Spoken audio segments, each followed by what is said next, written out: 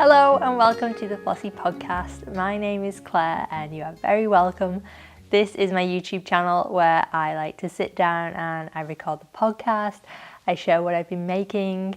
I do some project videos and yeah, we just make stuff and we have some fun. And today, I also didn't think I was going to record today.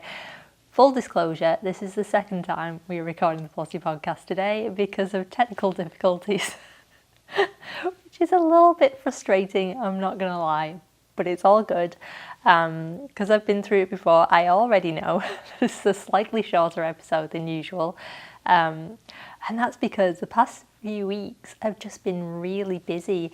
I've had a lot of work to do. If this is your first time here, I'm a knitwear designer, but it's also not my full-time job. Flossi is kind of my part-time thing that I do around my day job, and it's where I design knitwear, I record podcasts, I edit videos, but I have a limited time to do those things. But Tilly's snuffling. If you have Tilly started snuffling the microphone then, so I was a little bit worried you're going to have doggy sniffs. So if you hear a dog snuffle, you know why. Tilly is right here. She's the other part of the Flossi podcast, and she's sometimes a little bit elusive, but today she's decided to join us. So yeah, this is little Tilly. And yeah, we're going to sit down and chat a bit. Like I was saying, the last couple of weeks have been really busy. I also have a day job where I work in marketing for a lovely publishing company in Berlin making stories. So Flossi is kind of what I do on the side, and I've been working a lot over the past couple of weeks to work out what I'm going to be doing in the future. I'm really enjoying what I'm doing right now. I'm enjoying making videos and designing, but complete transparency, the time and work that I put into it right now isn't balancing out in a financial way. So in terms of financial sustainability, I really need to work on that, which is something that I've been brainstorming over the past couple of weeks. And yeah, it's been really interesting. It's been a little bit scary. I recently joined the Fibre Business Collective run by Anastasia Williams, which has been so much fun.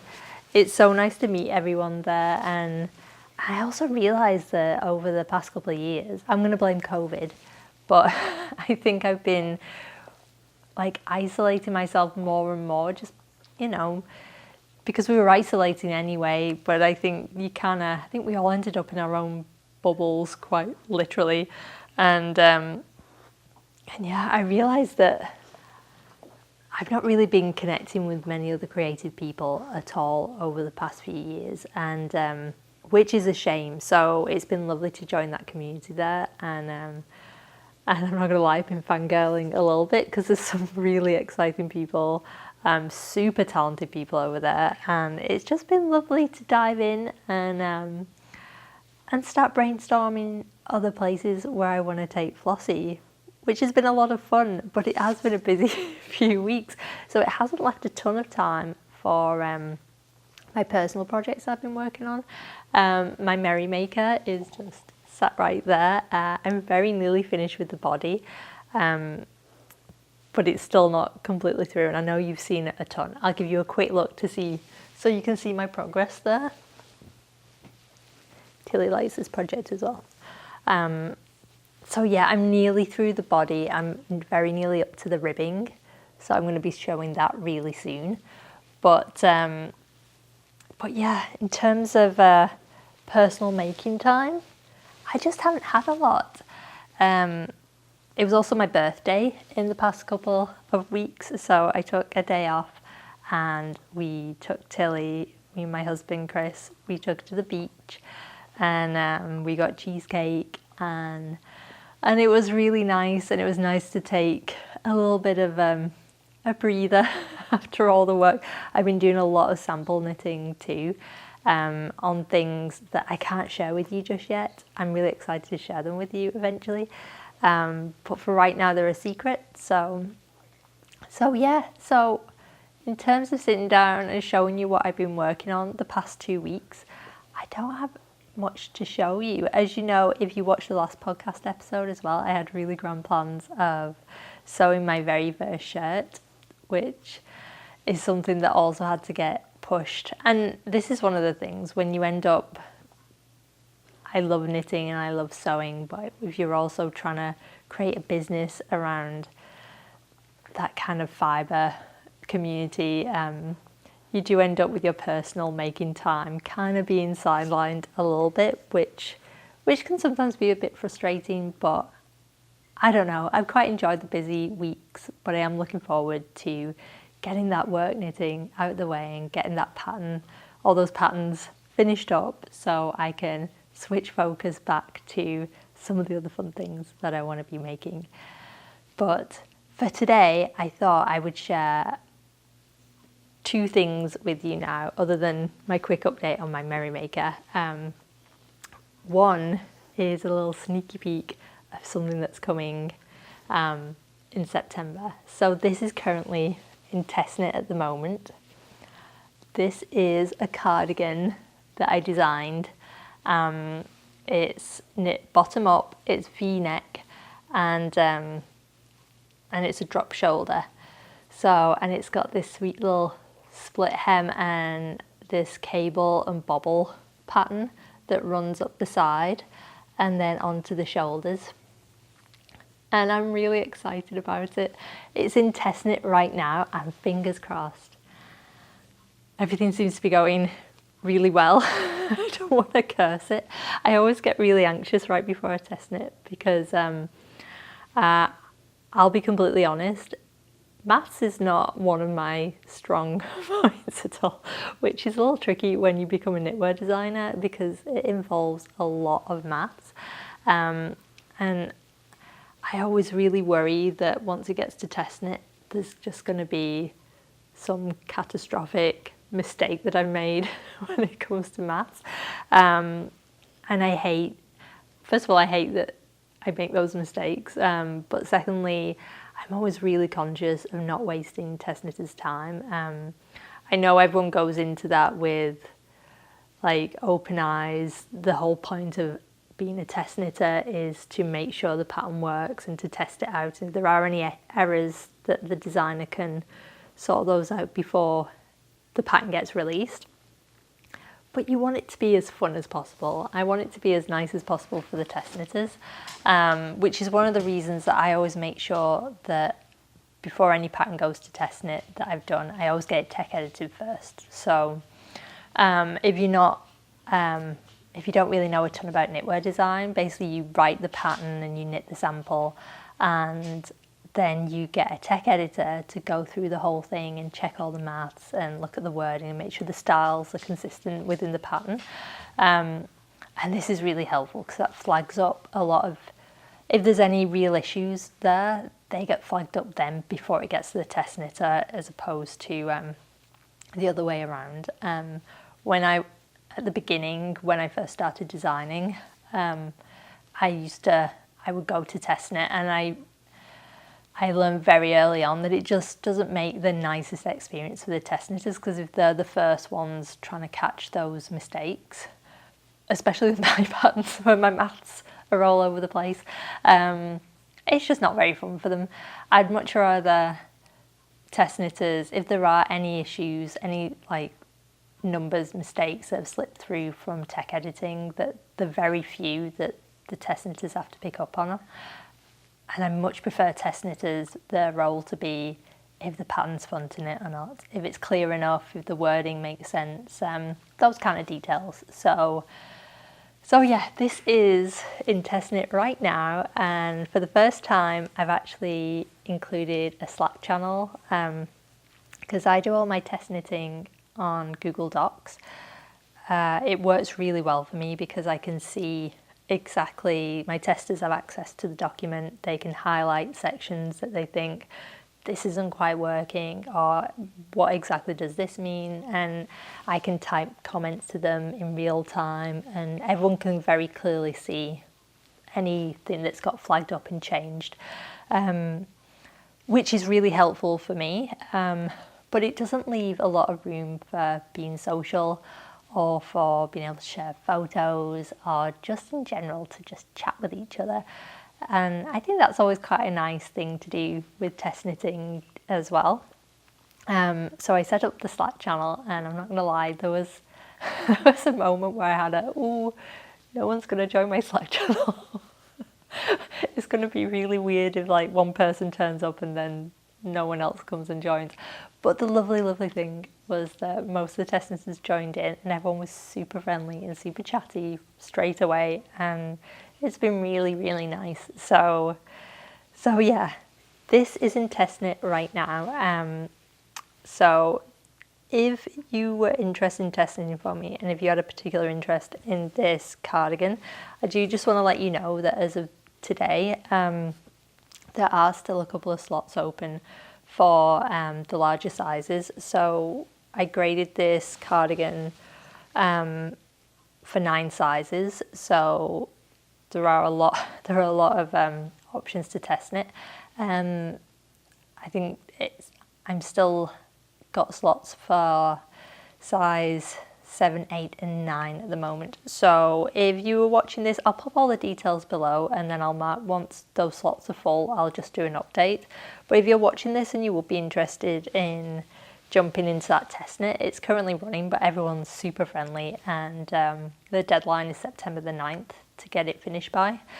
All the details below, so do check it out, and I'll also pop a link in there. When I have test knit runs, I have an email list that I send out to first, so they're always the first to know when a new test call's open, and you just sign up with your email, and then when something new is up, I send that out. So if this doesn't do it for you, or you want to sign up for future test knits, then check out the link below, and yeah.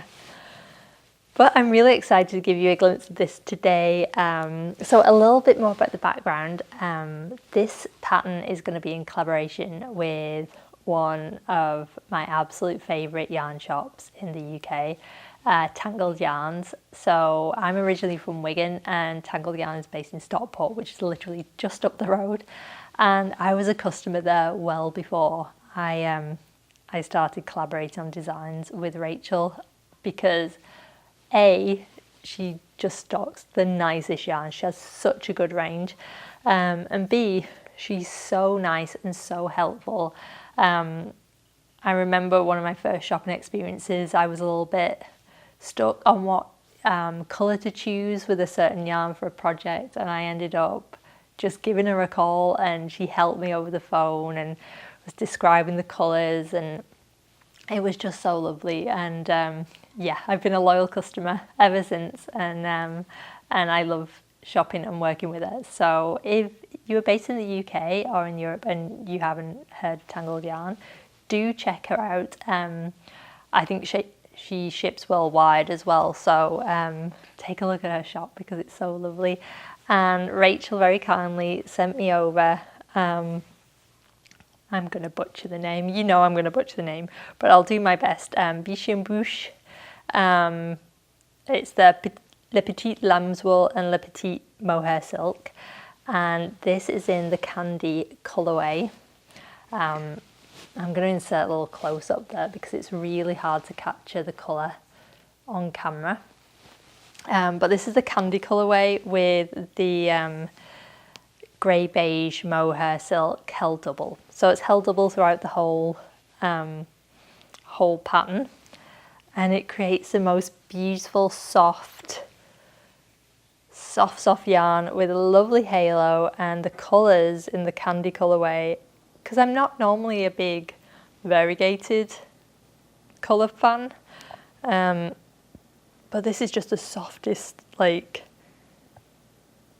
speckles kind of all weaving through the yarn. It's got like purples and pinks and mint greens and all the colours in there. It's just so pretty, and it was an absolute dream to work with. So I'm really excited to share this little look with you today.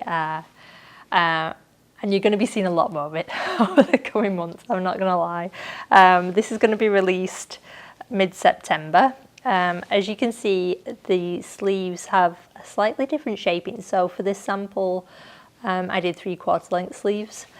But I have it written in the pattern that you can do full length sleeves, no problem, because they're actually work straight to the decrease. And I've done like quite a structured decrease at the cuffs. It's kind of, I did the shaping to mirror the V-neck.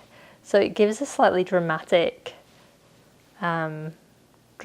sleeve with quite a lot of structure right there, which I really liked. I think it just adds a little bit of interest, and I liked how it looked balanced with the V-neck. But you can very easily make those long sleeve as well.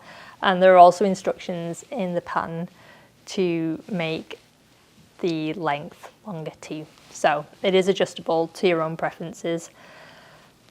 And yeah, and the short row shaping for the shoulders. And I've also done a little bit of short row shaping at the top of the sleeve. So that's maybe slightly different for a traditional drop sleeve, but I do find I love drop sleeve shaping. But I find sometimes with the sleeves, because they are knit like straight off the body,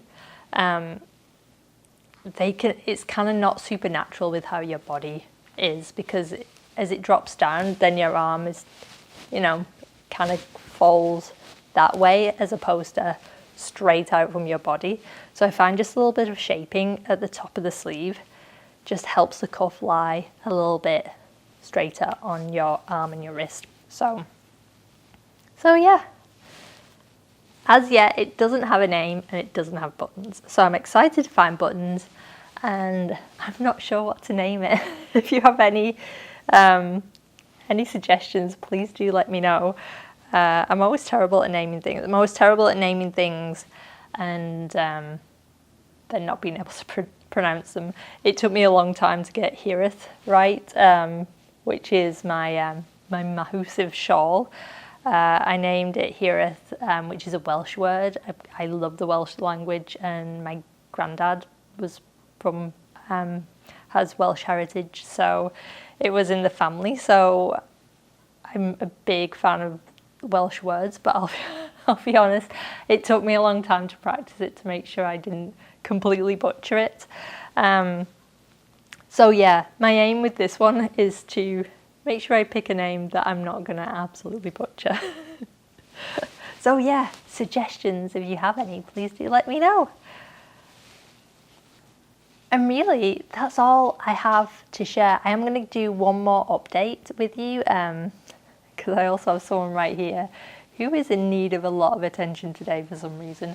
But yeah, I have one more update to share with you before I run off, and that is my warm weather Fettle shawl. Now, I talked a lot about Fettle in my last podcast episode, so I won't go into too much detail about that particular design. But if you want to check out more of the details, do check that episode out. But a quick backstory, I was updating one of my older shawl patterns, which was originally designed with a fingering weight yarn in linen. And as I was giving it a refresh, I thought, ooh, that's going to look really nice for winter as well if I'd used a chunkier yarn, but I wanted to test it out. So I'm knitting the smaller size in Daruma Natura's Juliet, which is such a gorgeous French merino, but it's quite toothy still. It's a woolen spun yarn. And just look at the texture. I can't stop looking at it. It's so much fun. And like I said, I've just not had much personal knitting time at all. So I've only been able to do a couple of rows on this now and again. And mainly because I keep stopping and like feeling it, because it's so tactile. But I can't wait to wear this. Do you know what? It's fine that it's going to take me a little while because it's so humid outside. I'm definitely not going to be able to wear it for some time. But yeah, come autumn, I cannot wait to wear this, and I can't wait to show it you finished. But yeah, I just thought I'd give you a quick update. It's grown a little bit since you saw it last, and I'm hoping to have a little bit of time. I think by next week I'll have got all my major work things out the way in terms of my sample knitting, so I'll be able to turn my attention back to Merrymaker and to my shawl. And I don't know, I'm also kind of itching to cast on some other things. I would really like to be able to knit a summer t-shirt, but I think by the time I get around to doing it and actually knitting it, it's going to be time to get the big woolies out again. So I guess watch this space. But yeah, that's it for today. As I said before, I'm really excited with some of the other plans that I've got percolating in my brain once I get this really busy period out of the way. So stay tuned, and I'll be back again soon. I've also got some of the project-based videos that I'm looking forward to filming for you. And yeah, I hope you're well. I hope you're having more making time than me. And as always, please feel free to share below what you're actually making, because I always love it when you do that. And I will speak to you soon. All right, friends. Bye.